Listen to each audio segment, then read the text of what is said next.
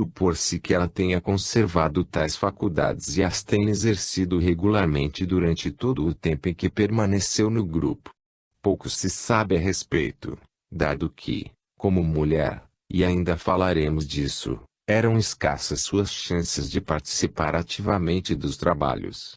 A doutora Pageus entende que Madalena foi favorecida com visões e introvisões que, de muito, ultrapassam as de Pedro.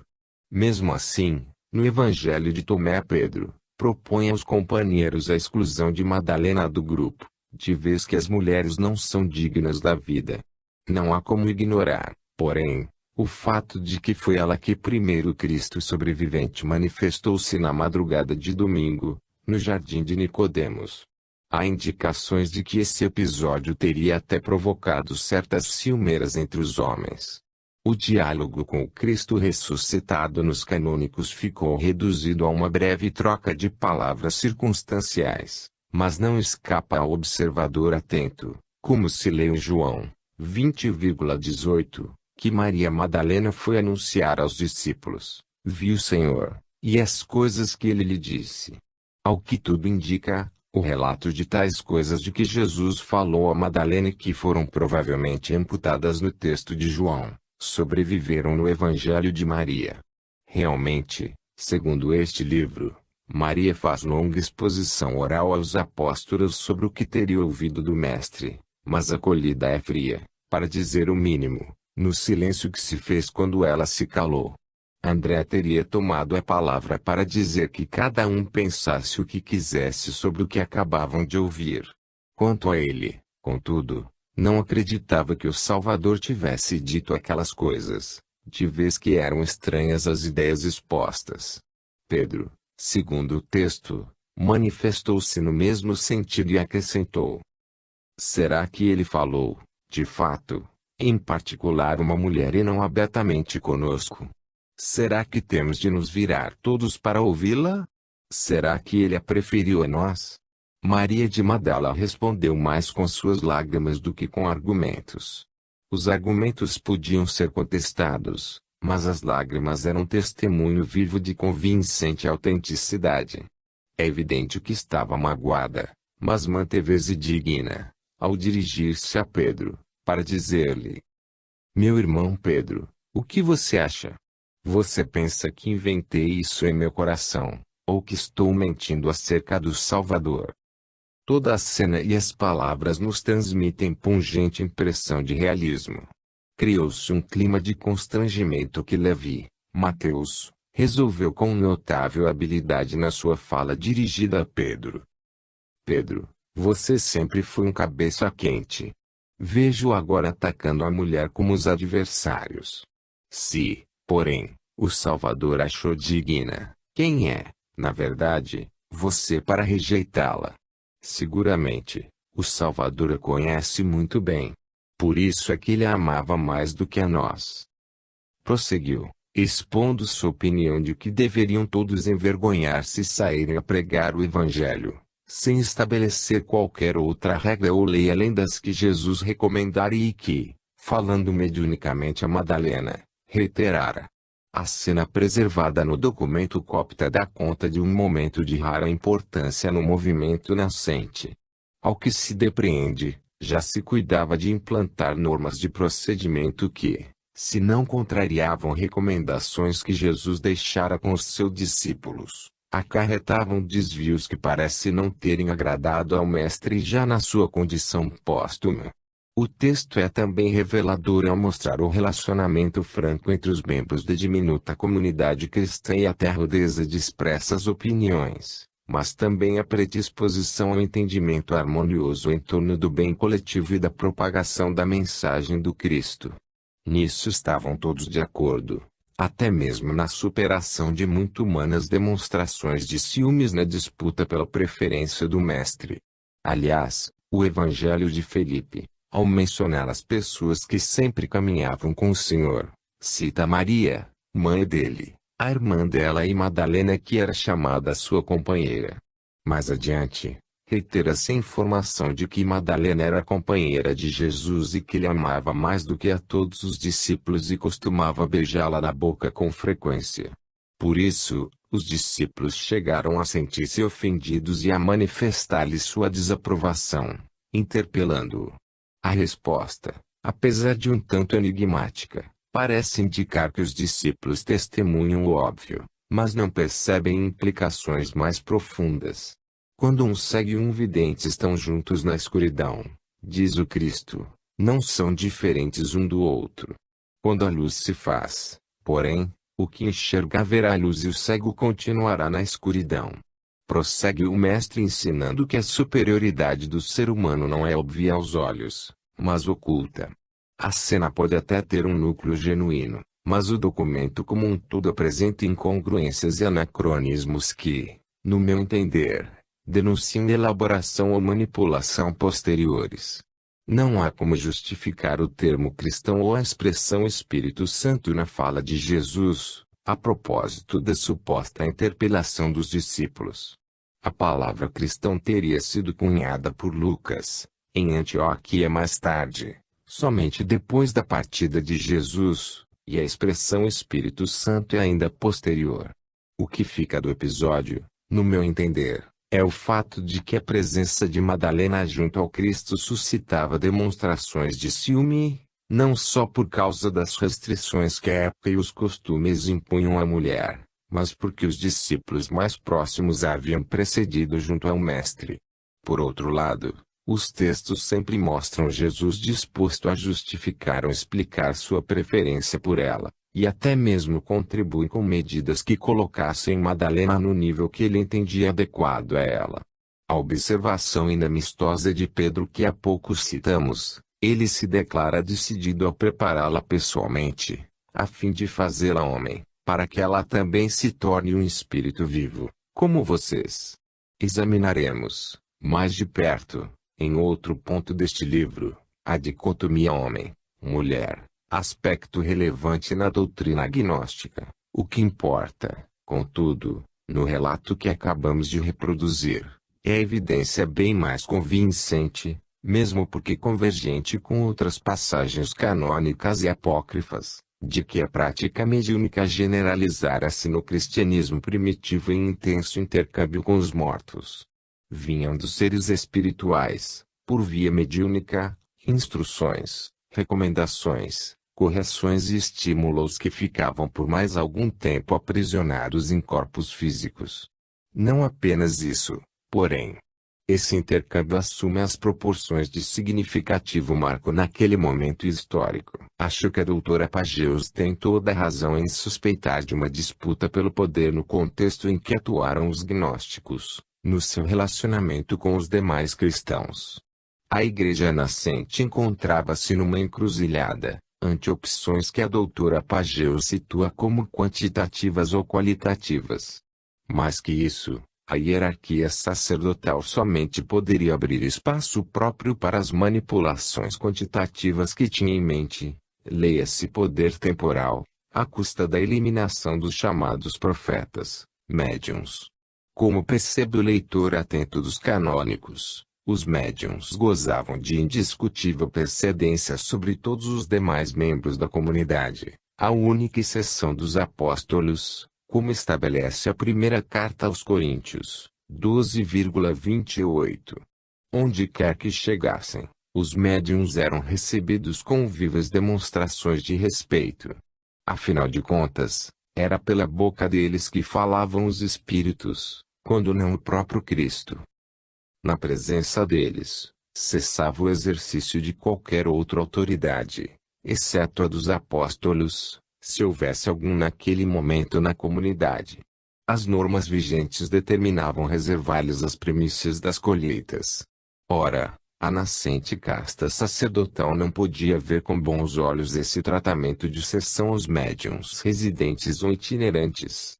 Não é de admirar-se, pois, que, caracterizada a evidente preferência dos gnósticos pelas práticas mediúnicas, que os punham em diálogo constante com os espíritos, entrassem eles em colisão direta com a tendência oposta da hierarquia sacerdotal que lutava por acabar com essa prática, a fim de extinguir os privilégios considerados exorbitantes atribuídos aos médiuns. Voluntaria ou involuntariamente, Estes impunham aos primeiros sacerdotes e aos bispos a humilhação de um posto subalterno, numa época em que, sem mais apóstolos vivos, eles podiam perfeitamente consolidar-se no primeiro. Na breve introdução escrita para a interpretação do conhecimento, a doutora Pageus informa que o autor, mestre gnóstico, dirige-se a uma comunidade dividida por ciúme e ódio sobre o problema das faculdades espirituais mediunidade. Seja como for, entre silenciar seus médiuns para não contrariar a casta sacerdotal e prosseguir com a busca do conhecimento, no intercâmbio com os espíritos, os gnósticos não hesitarão na opção. Caracterizava-se, com isto, o conflito e, por via de consequência, o posicionamento deles como heréticos, à medida em que mais e mais divergiam os dois grupos, tanto nas práticas, quanto ideologicamente. Prescrutando, assim à distância, no tempo, depois de examinados os papiros de Nag Hammadi, creio legítimo concluir que o espaço das divergências ampliou-se mais porque a Igreja, e não os gnósticos, afastou-se, rumo às inovações teológicas e estruturais que desejava, para criar e consolidar um núcleo de poder político. Os gnósticos ficaram praticamente onde, como e com o que estavam. A busca do conhecimento libertador, as práticas mediúnicas, as prioridades espirituais qualitativas, em oposição ao poder terreno, que precisa da quantidade e prometia a salvação pela adesão ao sistema, sem o esforço do autoaperfeiçoamento. 6. Conhecimento e amor. Um estudo como este sobre o gnosticismo dificilmente poderia escapar às constantes referências à linha mestra do pensamento gnóstico que é a busca do conhecimento. É o que temos feito. Mas isso é ainda insuficiente porque estamos tentando expor o que entendemos por conhecimento no contexto gnóstico e não propriamente o que eles entendiam e o que buscavam. Em outras palavras, precisamos aceitar o conselho do eminente professor Pruest e procurar ler os textos coptas com olhos gnósticos. Esse é o nosso próximo objetivo. De início, talvez seja necessário entender que a busca do conhecimento é mais uma recuperação ou recordação do que aprendizado puro e simples. É o que se depreende de observações contidas em O Evangelho da Verdade, que, no dizer de George W. Mackay, autor da introdução, discute, sob forma de meditação, a pessoa e o trabalho do Cristo. Enquanto junto ao Pai, um com Ele, de tudo sabíamos e, portanto, o esquecimento, oblívio, não se instalar ainda em nós. Uma vez que o esquecimento surgiu porque o Pai não era conhecido, então, se o Pai tornar-se conhecido, o esquecimento deixará de existir a partir daquele momento. O conhecimento é sempre entendido como algo imanente, não se perdeu, apenas cobriu-se com o véu do esquecimento quando o ser humano deixou de ser um com Deus para mergulhar na matéria. Por isso, ensina o autor gnóstico que, se alguém adquire conhecimento, recebe o que já é seu e apenas o atrai a si mesmo, ou seja, torna-se consciente do que inconscientemente conhecia. O ignorante, a seu turno, é considerado necessitado, pois, o que lhe falta é muito, uma vez que lhe falta aquilo que o fará perfeito.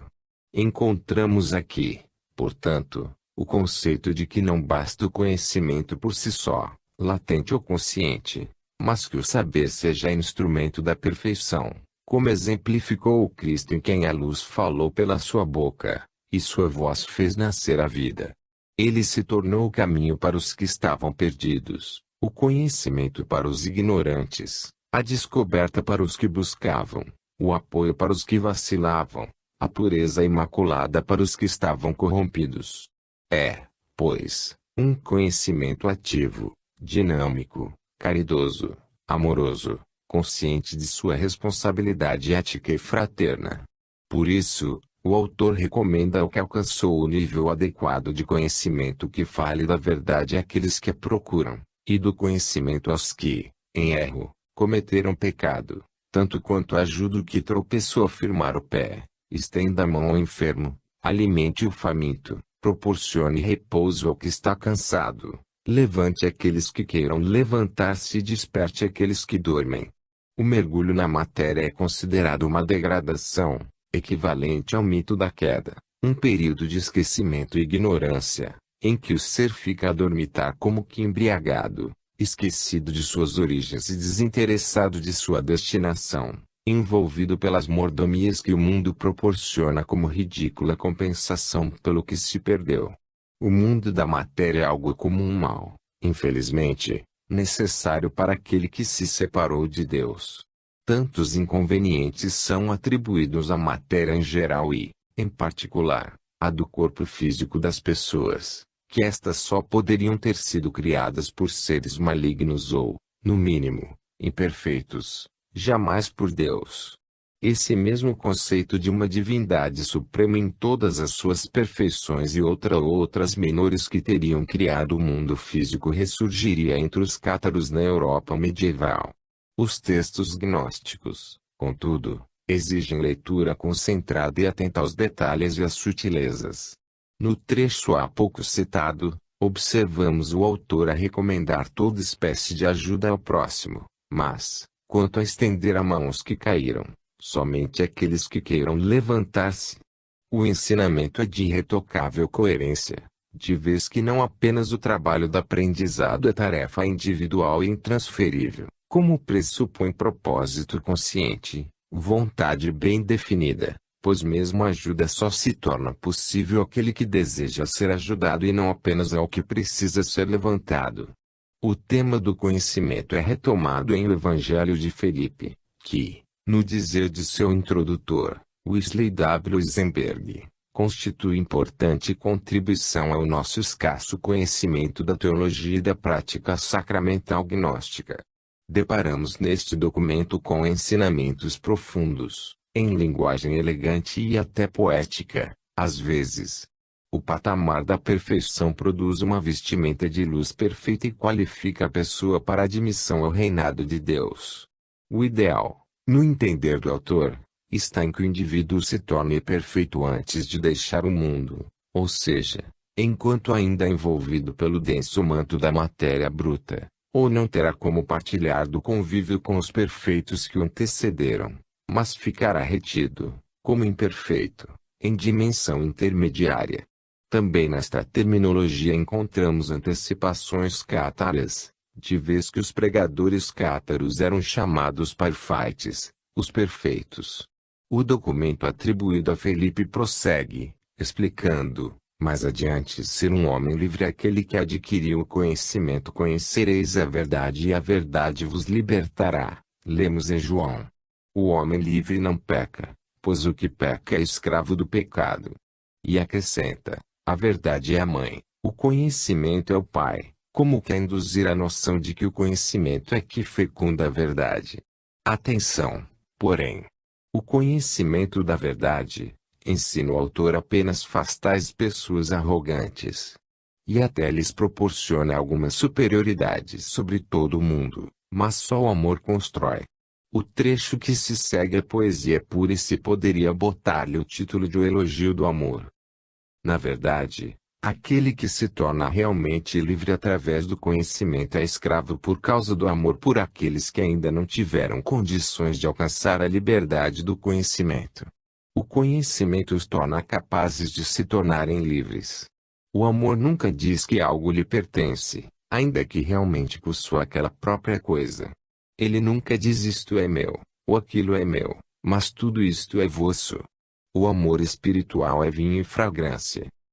Mas o conhecimento desdobra-se em outras tarefas, ainda que todas convergentes no sentido da perfeição e, por conseguinte, da libertação. Que cada um de nós, aconselha o autor, faça uma escavação em busca da raiz do mal dentro de si, a estirpe do coração pela raiz. E adverte. Ela será extirpada se a reconhecermos. Mas se a ignorarmos, ela se enraiza em nós e produz seus frutos em nosso coração. Ela nos domina. Somos seus escravos. Ela nos toma como cativos para obrigar-nos a fazer o que não queremos e não desejamos fazer. E prossegue. Ela é poderosa porque não a reconhecemos. Enquanto existir, será ativa. A ignorância é a mãe de todos os erros. Para ressaltar, ainda uma vez, a importância do conhecimento, o autor do Evangelho de Felipe explica que assim como 4 elementos são necessários à agricultura: água, terra, vento e luz, 4 são também necessários à agricultura divina: fé, esperança, amor e conhecimento. Nas palavras finais, mas uma observação no sentido de que aquele que recebeu a luz, não poderá ser visto, nem detido. E ninguém terá condições de atormentar a uma pessoa como essa, mesmo enquanto ainda habita o mundo. O texto evidencia, portanto, conhecimento profundo da realidade espiritual não apenas na identificação do mal em nós e da necessidade de sua extirpação, mas do poder que ele exerce sobre nós quando o ignoramos. Além de tudo, o exato entendimento de que o conhecimento acoplado ao amor produz a magia da liberdade pela perfeição. O ser assim redimido promove seu patamar dos espirituais, libera-se também da matéria que não mais pode detê-lo nas imperfeições do mundo, coloca-se a salvo das perseguições até mesmo enquanto ainda encarnado, pois a lei ampara e protege aquele que resgatou seus compromissos kármicos. Quem poderá submeter a obsessões e possessões uma pessoa que alcançou os primeiros patamares da perfeição? Em O Livro de Tomé, o Contendor, encontramos novas referências à importância do conhecimento no diálogo entre o Cristo ressuscitado e seu irmão Judas Tomé, e que teria sido anotado por alguém que se identifica como Matias.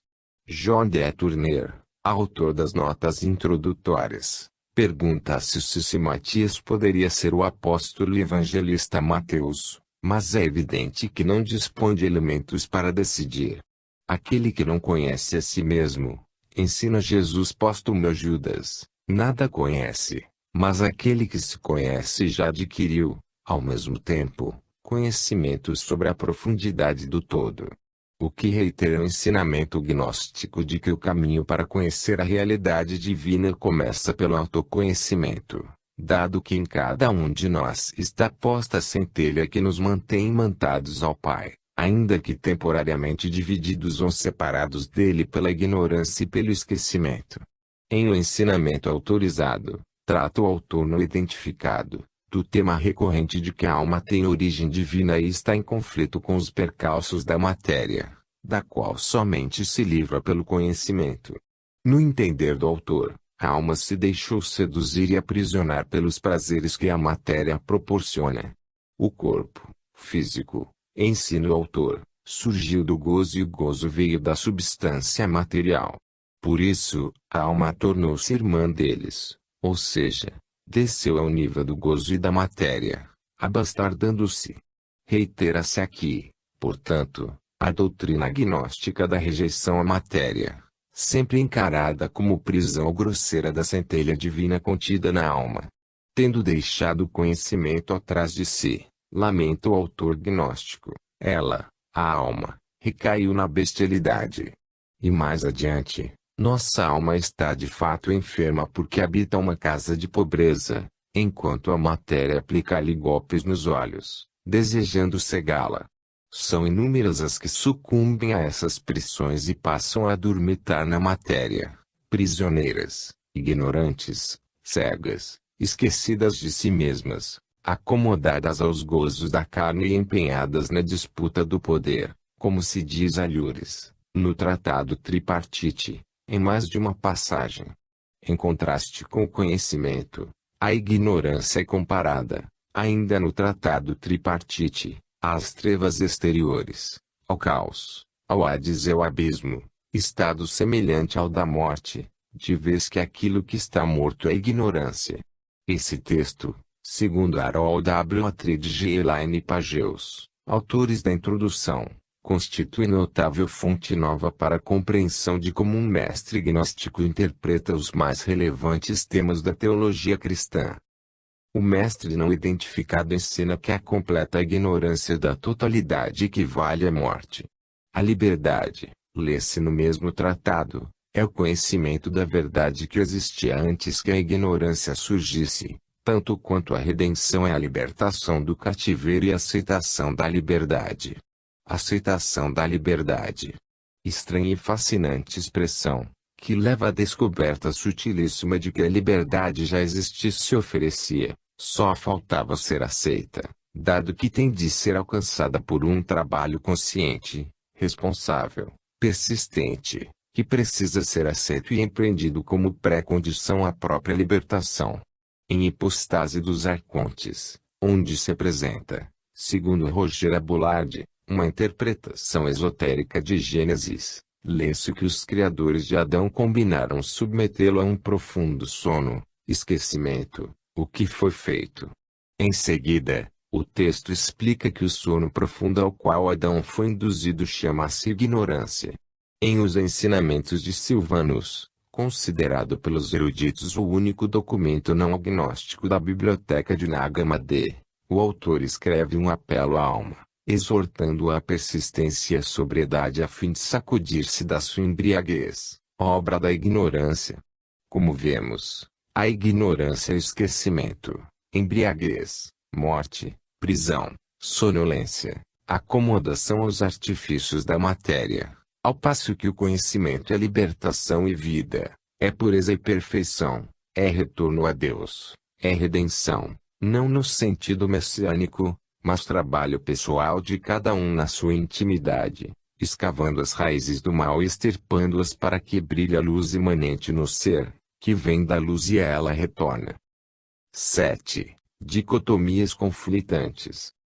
Na longa série de palestras no Collège de France, entre 1960 e 1972, sobre o Evangelho de Tomé, o professor Henri Charles Puech lembra, de início, o tema recorrente dicotômico nos escritos gnósticos de unidade, dualismo, corpo, alma, matéria, espírito, como aspectos fundamentais da doutrina gnóstica, que se concentra em induzir a criatura a empreender um retorno, pela redução, de toda a dualidade à unidade, primitiva tanto quanto essencial, de nosso ser pessoal.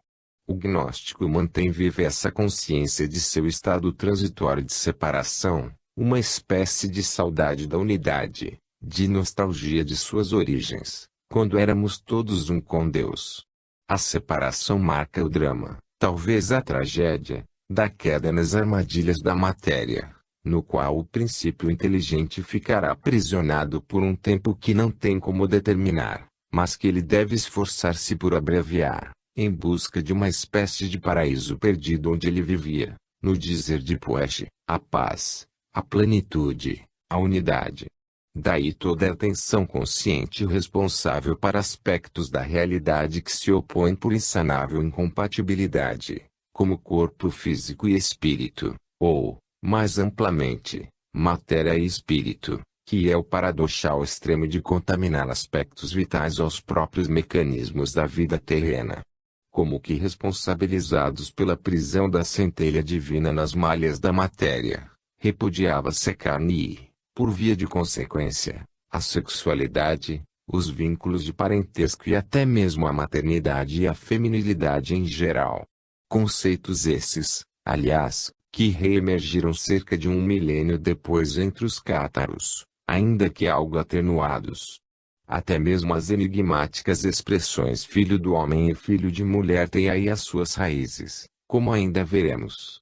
Preso a essas contingências limitadoras, no mundo considerado cruamente como cadáver, o espírito recai em estado de torpor para o qual várias metáforas expressivas foram cunhadas, como cegueira, vazio, embriaguez, morte, esquecimento, alienação, ignorância, mas que no fundo caracterizam a mesma incômoda realidade da separação do todo, o estado crepuscular de inconsciência que a criatura precisa trabalhar para superar, a fim de ir ao reencontro da unidade, o que somente se consegue através da recuperação do conhecimento, gnose, perdido. Ao comentar a postura gnóstica em relação à matéria, Gilabert lembra a observação de Jesus, segundo a qual era necessário estar no mundo sem ser do mundo. A transitoriedade do estar em oposição à permanência do ser pode ser expressa com os recursos da língua portuguesa, uma das poucas línguas que faz essa distinção sem contorcionismos semânticos. O mundo se punha como contexto morto, do qual se tornava imperioso libertar-se tão cedo quanto possível pelo conhecimento. Não obstante a severa rejeição da matéria em geral e da carne em particular, encontramos no Evangelho de Felipe uma sábia advertência nos seguintes termos: não tema a carne nem a ame. Se você a temer, ela o dominará. Se você amar, ela o engolirá e o paralisará. A carne seria, portanto, uma espécie de mal necessário com o qual terá a criatura de aprender a conviver, nem se permitindo dominar pelo temor, nem se deixando tragar pela paixão cega, o que a reduz a um instrumento de trabalho, dado que para as suas experimentações com a verdade, na busca do conhecimento, o ser não dispõe de outro caminho senão o que passa pela matéria. O livro de Tomé, o contendor, lamenta aquele que põe suas esperanças na carne e na prisão perecível. Até quando insiste, você permanecerá no oblívio. E mais adiante, suas esperanças estão no mundo e o seu Deus é esta vida. Vocês estão corrompendo suas almas.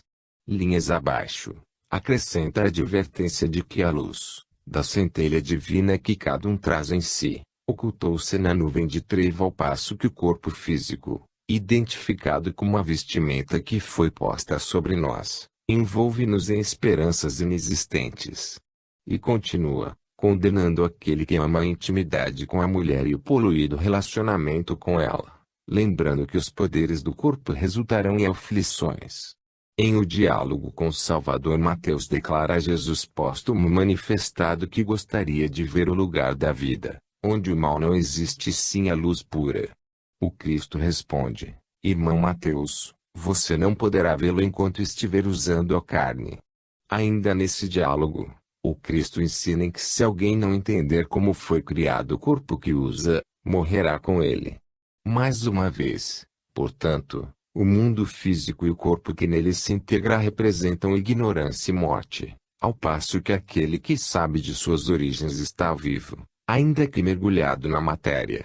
O mesmo ensinamento é reiterado didaticamente algumas linhas depois, quando Jesus declara que não morre aquele que pertence à verdade, mas o que vem da mulher, morre.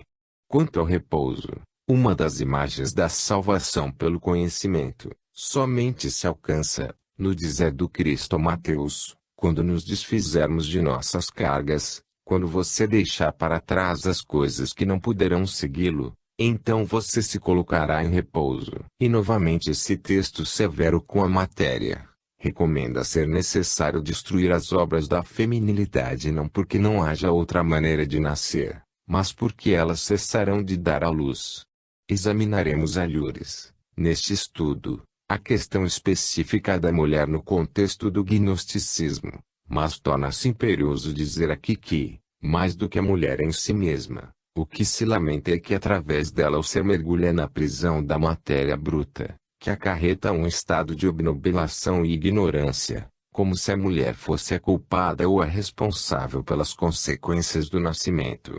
Lembramos novamente que, embora atenuado, esse conceito sobreviveu no catarismo medieval. O desapego à matéria e aos bens materiais é explicitado em Atos de Pedro e dos 12 Apóstolos, documento que, no entender dos eruditos, é consistente com a nascente ortodoxia da Igreja do segundo século, sem proclamar ideias distintamente gnósticas. É certo, porém, que leitores gnósticos encontram no texto material de seu interesse, ou não teriam preservado em sua biblioteca. Esta é a opinião de Douglas M. Marrott e R. M. C. L. Wilson, autores da introdução e da tradução do documento. Esse livro não apresenta significativa variação ao que podemos encontrar nos canônicos, ao recomendar o desapego às coisas materiais a fim de que se possa percorrer a estrada que leva à cidade, que ninguém terá condições de percorrer se não houver abandonado tudo, porque muitos são os ladrões e animais que a infestam. Mesmo que o viajor leve apenas pão, os cães negros o matarão por causa do pão. Se levar roupas custosas, os ladrões o assaltarão. Se levar água, os lobos atacarão porque tem sede. Se escapar dos leões que disputam a carne que ele levar, os louros o devorarão por causa dos legumes. O único jeito, portanto, é deixar tudo para trás. Já em ensinamento autorizado temos um documento claramente gnóstico, que trata a alma como de origem celestial em conflito com a maldade do mundo material, no dizer de Douglas M. Parrott. Uma vez acoplado ao corpo físico, o princípio espiritual torna-se irmão da luxúria, do ódio, da inveja e, por isso, a alma como que se entorpece na matéria. E acrescenta, mais adiante, que ao deixar o conhecimento para trás, nas suas origens, ela, a alma, recai na bestialidade. O quadro das armadilhas da matéria pintado nesse papiro em cores e formas de grande realismo, ao mencionar a verdadeira espionagem dos adversários que colocam diante de nós e por toda parte, alimentos e coisas que pertencem a este mundo, a fim de tentar nossos desejos e apanhar-nos com seus venenos ocultos, de modo a nos retirar do estado de liberdade e levar-nos à escravidão. Basta mesmo provar um só desses alimentos tentadores para se desejar todos os demais, até que finalmente, tais coisas tornam-se o alimento da morte, de vez que nos aprisionam na matéria que, por sua conta, nos envolve no temido manto do oblívio. A técnica diabólica consiste, segundo o autor do documento, em injetar a dor no seu coração de modo que você acaba sentindo essa dor por causa das coisas miúdas desta vida. Em seguida, o demônio induz o desejo por uma bela túnica a fim de que você se orgulhe dela. Seguem outras atrações, como amor ao dinheiro, orgulho, vaidade, inveja, beleza física e outras, através das quais vai o ser aprofundando-se na ignorância, no alheamento quanto à sua real condição de espírito dotado de centelha divina. Chega o tempo, contudo, em que a alma que experimentou toda essa faixa de ilusões proporcionadas pela matéria compreende que as doces paixões são transitórias e, então, adota nova conduta e passa a sua preferência para aqueles alimentos que a conduzirão à vida, despindo-se das roupagens do mundo, vestindo-se internamente com as verdadeiras roupagens. Então, sim, estará pondo em si mesmo o traje nupcial, símbolo de sua reunião com Deus, na imagem mística da câmara nupcial, onde dois se tornam um só corpo, a tão desejo unidade. Essa roupagem, então, é posta na beleza da mente, não no orgulho da carne. O professor Parrott colocou a palavra mente, min na sua tradução inglesa, mas convém lembrar que provavelmente um tradutor brasileiro ou português preferisse empregar o termo espírito. Seja como for, o texto fala da alma que, percorrido o longo caminho das ilusões da matéria e tendo provado de suas delícias, as doces paixões, despertou para a realidade maior da busca que a levará de volta às suas luminosas origens. Nesse ponto, ela devolve o corpo àqueles que lhe deram e estes se mostram envergonhados e se lamentam porque de nada lhes serve o corpo e eles não encontram outra mercadoria com a qual negociar. Realmente, para que serve o corpo físico àquele que não está mais fascinado pelas suas mordomias, senão como apoio para o aprendizado enquanto ainda na carne? No documento intitulado O Conceito de Nosso Grande Poder, segundo se lê na introdução de Francis Williams, o Deus do Antigo Testamento é retratado como o pai da carne. O apelo do texto é no sentido de que desperte aquele que adormeceu na carne e se deixou embalar pelos seus sonhos. Acordem e retornem, diz o autor. Experimentem e comam o verdadeiro alimento, parem com maus desejos e luxúrias. Em a paráfrase de Shen, que, como vimos, é um documento gnóstico não cristão, reencontramos a insistente observação de que aquele que está no corpo não terá condições de completar estas coisas, ou seja, reencontrar-se com a luz. Mas, por meio da recordação, conhecimento readquirido, ele terá condições de apossar-se delas, as coisas completadas, de forma que, Quando sua mente separar-se do corpo, então tais coisas poderão ser reveladas a ele. Isso porque, como está escrito pouco adiante, a servidão do corpo é severa. Em Os Ensinamentos de Silvanus, o único documento não gnóstico de Nag Hammadi, como vimos, o ensinamento é claro quanto à dicotomia espírito-matéria. Por que você busca a treva se a luz está à sua disposição? Por que você bebe água suja se a limpa está ao seu alcance? A sabedoria o convoca e, no entanto, você deseja a insensatez. Não é por seu próprio desejo que você faz coisas assim, é a natureza animal dentro de você que as faz. Mais adiante, o documento adverte para a importância de entender nossas origens. O corpo foi criado a partir da terra, com substância terrena. A alma é formada sob o comando de um pensamento divino, já mente. E novamente me sinto tentado a escrever espírito. Resulta de um ato de criação que surgiu em conformidade com a imagem de Deus. Daí o conselho: viva de acordo com a mente. Não pense nas coisas pertencentes à carne. Adquira força, pois a mente é forte. A mente é algo que partilha, portanto, da divindade, e, ao mesmo tempo, da carne. A fagulha divina aloja-se na matéria, mas continua divina, na sua origem e, portanto, na sua essência. Em O Testemunho da Verdade, o autor inicia seu texto dirigindo-se àqueles que sabem ouvir não com os ouvidos do corpo, mas com os da mente. O autoconhecimento se desenvolve, segundo esse documento, quando a criatura começa a falar com sua mente, a qual é pai da verdade. Novamente o termo espírito ficaria melhor em português, especialmente em razão do ensinamento de que é o pai da verdade. Claro, porém, que a palavra pai figura aí no sentido de que o espírito, no conceito gnóstico, provém do pai. Entre os ensinamentos que Jesus teria transmitido a Madalena, segundo o Evangelho de Maria, encontra-se isso. A matéria gerou uma paixão sem igual que procede de algo contrário à natureza. A matéria constitui, portanto, morada provisória do espírito no seu incômodo estado de separação, quando, após ter sido um, com Deus, fez-se dois. Toda sua aspiração deve ser canalizada para a recuperação do conhecimento libertador que um dia o levará de volta à unidade em Deus.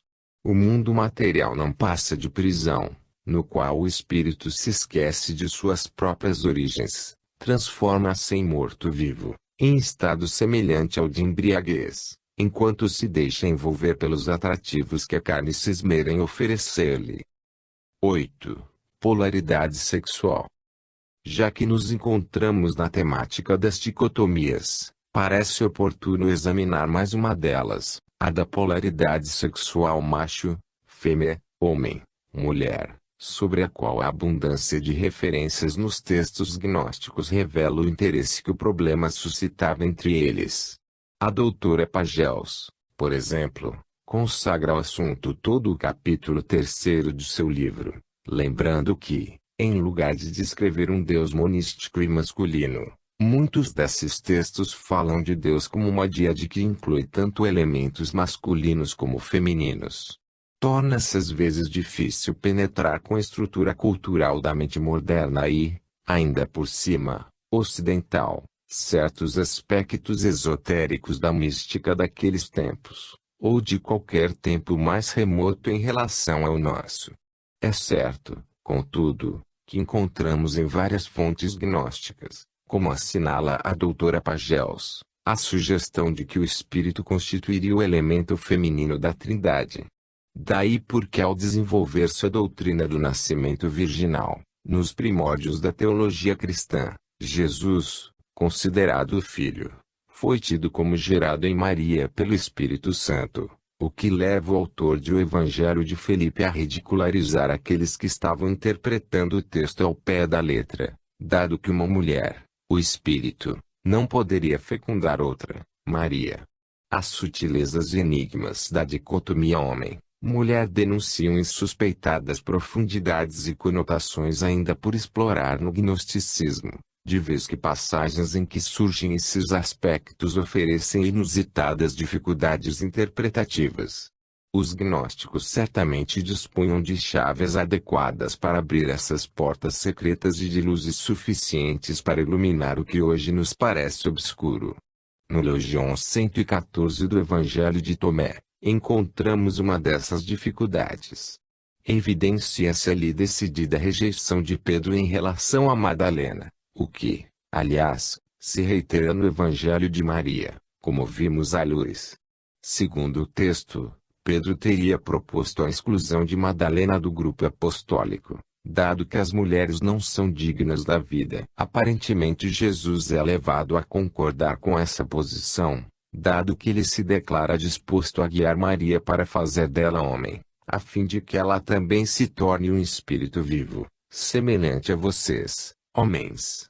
Não é isso, porém, mais do que a mera expressão de vulgar marxismo, há que supor no texto um sentido oculto transcendente, mesmo descontando-se o critério vigente à época que mantinha a mulher em posição subalterna, como se lê com certa insistência em Paulo, por exemplo.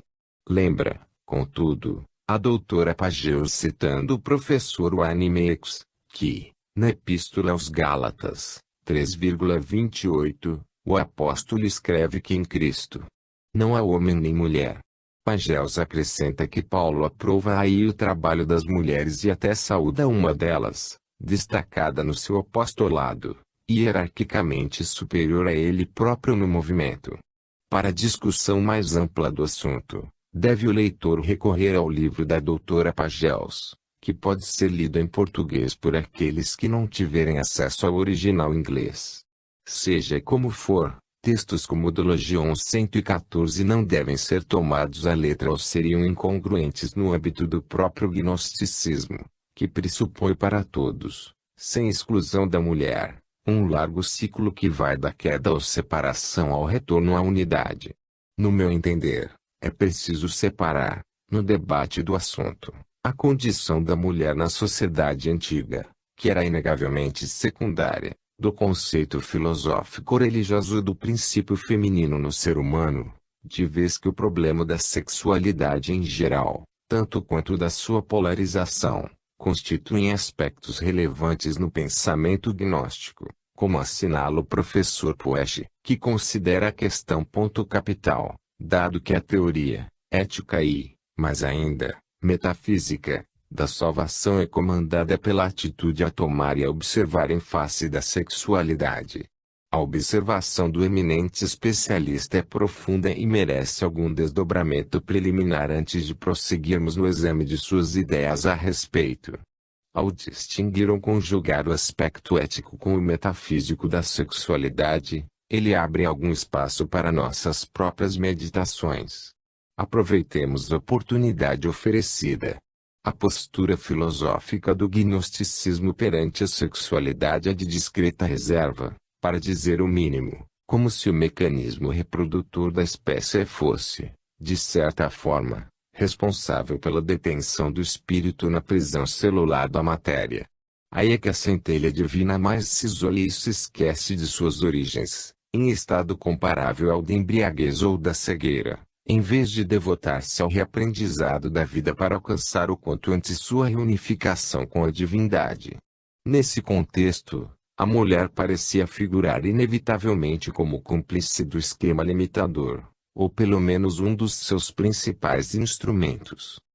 Aliás, é precisamente o que está dito em O Diálogo com o Salvador, no qual se atribui a Mateus uma advertência que lhe teria sido transmitida pelo próprio Cristo, que recomendava orar onde não houvesse mulher. O texto prossegue, ainda reproduzindo o pensamento do Cristo, nestes termos: destrua as obras da feminilidade, não porque não haja outra maneira de nascer, mas porque elas cessarão de parir. Nada disso ocorria enquanto a dualidade funcionava em equilíbrio, num único ser, segundo a doutrina gnóstica. É o que se lê, por exemplo, no Evangelho de Felipe, ao ensinar que, quando Eva estava ainda em Adão, A morte não existia. Quando ela se separou dele, surgiu a morte. Se novamente ele tornar-se completo e recompuser seu antigo ser, a morte terá sido extinta. Estejamos atentos ao fato de que é necessário atribuir ao conceito morte sua conotação gnóstica, como um mergulho na ignorância, no esquecimento, no estado algo sonambúlico imposto pela matéria densa. É importante, contudo, observar que o gnosticismo entendia a dicotomia macho, fêmea ou homem, mulher como espécie de desajuste proveniente da queda da centelha divina na matéria. Quanto menos isso acontecesse, melhor para o processo evolutivo da criatura. Daí as explícitas restrições acerca das práticas sexuais, especialmente as abusivas. Não há como deixar de perceber certa contradição nessa maneira de colocar as coisas, dado que a criatura precisa da vivência na carne para recuperar o conhecimento perdido que a levaria de volta às suas origens. Seja como for, o ideal de castidade ou mesmo de abstinência consolidou-se no gnosticismo e parece ter coincidido com o pensamento de Paulo, que admite o casamento como alternativa menos indesejável para aquele que não consegue dominar o impulso animal. É o que ele ensina, ao conceder que é melhor casar do que abrasar.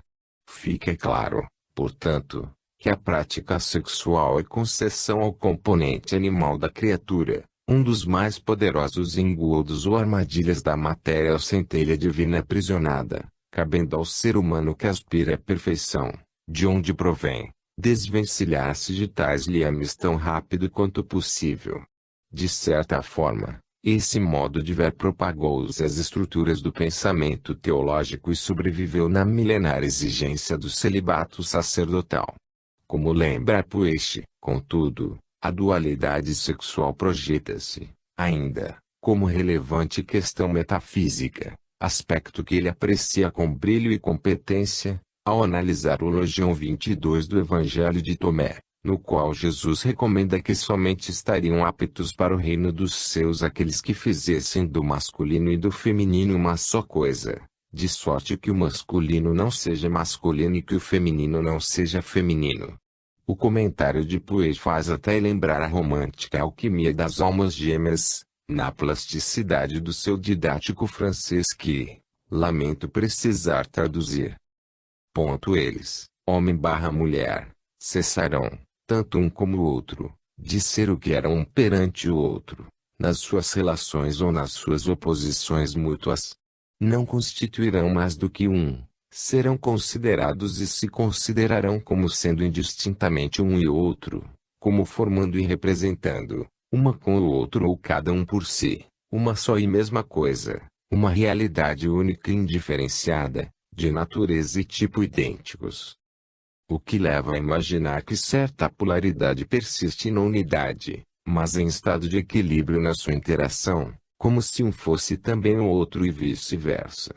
Mais que isso, porém, esse novo modo de ser, como ensina Puech, não seria nem feminino, nem masculino, mas uma realidade neutra, indiferente a toda qualificação ou distinção sexual. Isso nos remete ao conceito de androgenia, também referido com certa insistência nos escritos gnósticos, não envolvido em conotação bissexual ou assexuada, mas naquilo que Puech considera como sublimação da sexualidade. A sublimação da sexualidade constitui, dessa forma, sinal relevante da redenção espiritual e, por conseguinte, um retorno às origens, ao ponto de partida, ao princípio. Ao discorrer sobre a divindade como poder bissexual, a doutora Pageus lembra o estado de androgenia em Adão, cujo princípio feminino nele imanente teria sido separado para a personificação em Eva.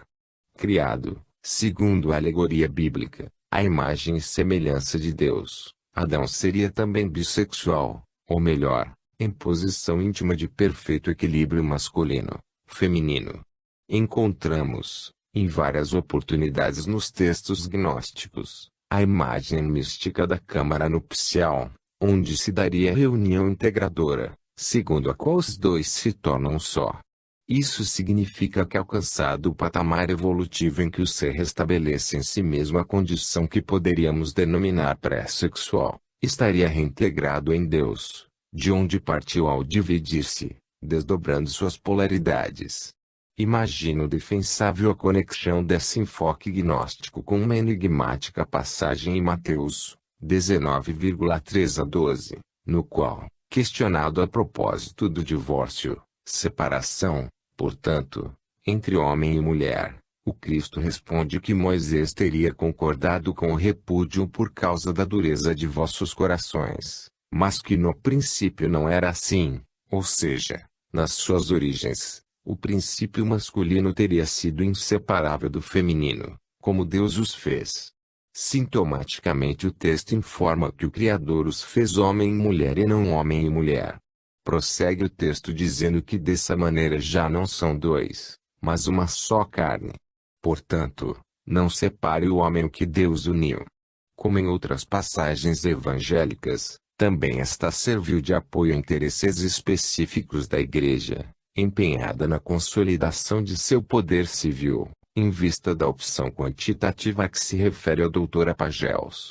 Nesse caso particular, ficou o texto como apoio à doutrina da indissolubilidade do casamento, mas as implicações revelam-se aqui mais profundas e amplas do que se supõe, dado que, na continuação, os discípulos contestam a postura, declarando que, a ser assim, então não vale a pena casar-se. Percebendo que não tinham os circunstantes alcançado o sentido transcendente da sua observação, Jesus declara precisamente isso, ou seja, que nem todos são capazes de compreender essa palavra, mas só aqueles a quem é concedido. E acrescenta, ainda enigmático: com efeito há eunucos que nasceram assim, desde o ventre materno. E há eunucos que foram feitos eunucos pelos homens. E há eunucos que se fizeram eunucos por causa do reino dos céus.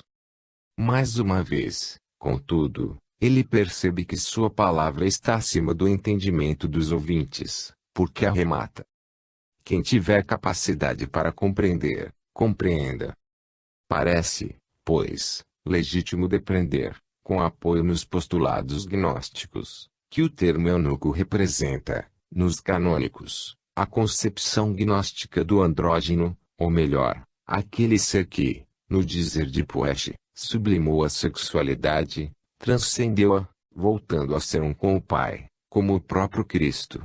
Se, por contingência de tarefa missionária, o mandato divino, um ser desse nível hierárquico precisa retomar pela reencarnação a condição humana, ele vai diferir dos demais desde o nascimento, ao passo que os outros eunucos, andrógenos, resultam da mutilação física provocada pelos homens ou se comportam como eunucos impondo-se a renúncia, dominando os impulsos da sexualidade, a fim de se prepararem para a conquista da felicidade última.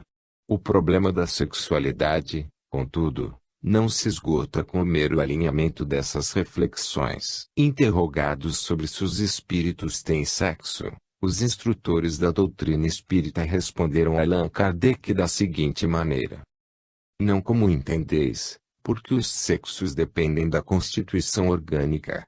Há entre eles, amor e simpatia, mas baseados na afinidade de sentimentos. Como se observa, a sexualidade nos espíritos não é negada, pelo contrário, é confirmada, não, porém, da maneira pela qual a entendemos como um relacionamento meramente carnal. A constituição orgânica, portanto, é a instrumentação por meio da qual o espírito encarnado expressa as energias psíquicas correspondentes, segundo a polaridade programada para aquela existência específica. Isso porque o espírito pode renascer, optativamente, em corpo feminino ou em corpo masculino, segundo a programação que pretenda desenvolver em cada uma de suas vidas e o jogo sutil de relacionamentos que deseje ou precise estabelecer com outras entidades que se preparam para renascer junto dele. A informação de que os espíritos dispõem dessa faculdade de escolher o sexo em que vão renascer poderia ter sido impactante e até controvertida ao ser formulada em meados do século XIX, na França, ao professor Rivail, Kardec. Decorrido um século, porém, ela conta com indiscutíveis apoios cientificamente pesquisados e consolidados. Nas suas inúmeras experiências regressivas, a doutora Ellen Bach declara em livro de 1979 não ter encontrado uma só pessoa que se